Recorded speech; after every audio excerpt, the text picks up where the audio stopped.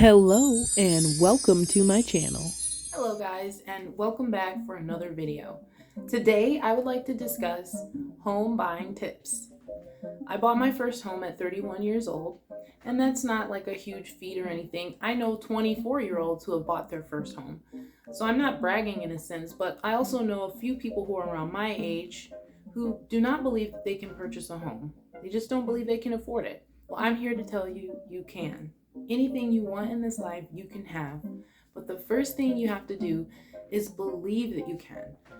Once you believe you can, there's nothing stopping you.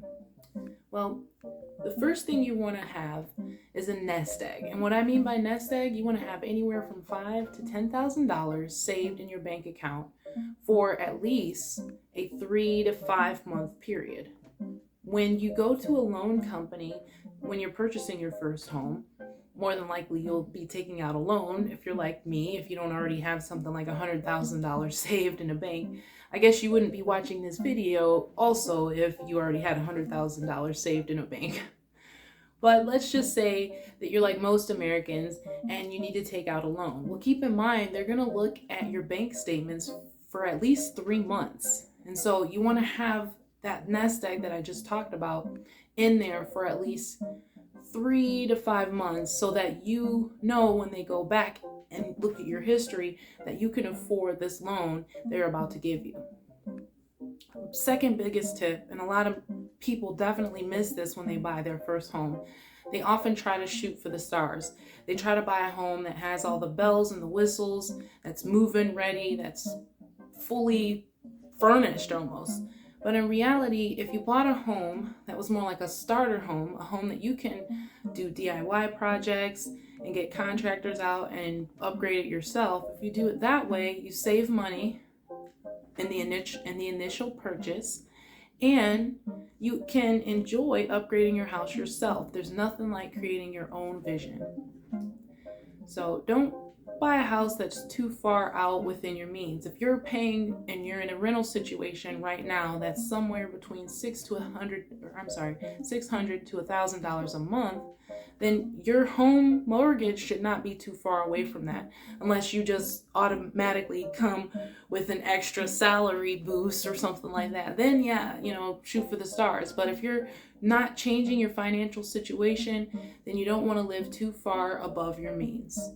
Keep your mortgage somewhere around your rental situation price. You don't want to go too far above that because you do want to be able to purchase new things for your home.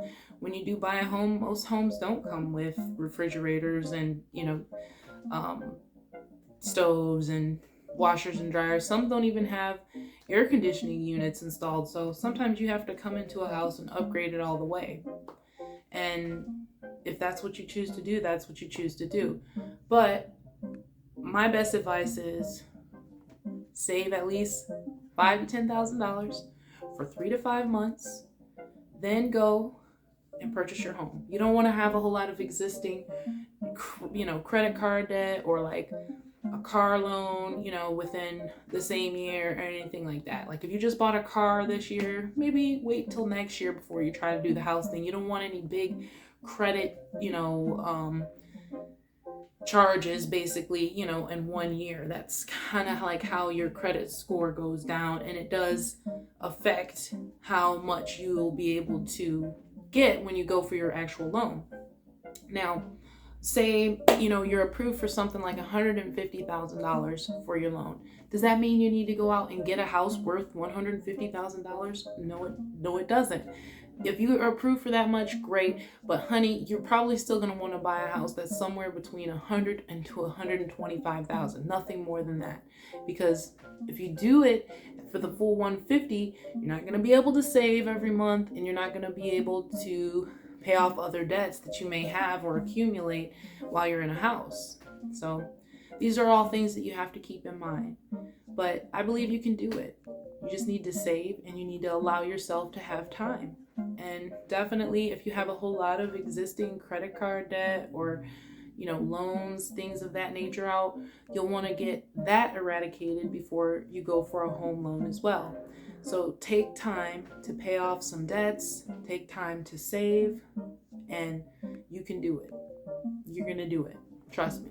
Over time, and I'll even do videos to show you my DIY projects as they come about, so that you can see that, you know, even if your house isn't exactly, you know, brand spanking new all the way around, you can still work with it, you can still love it, and you can make it your own. You just need to basically buy a house that has good bones, and a good bone structure, and a good foundation, and a good roof. Those are basically my home buying tips. Hope it helps somebody out there.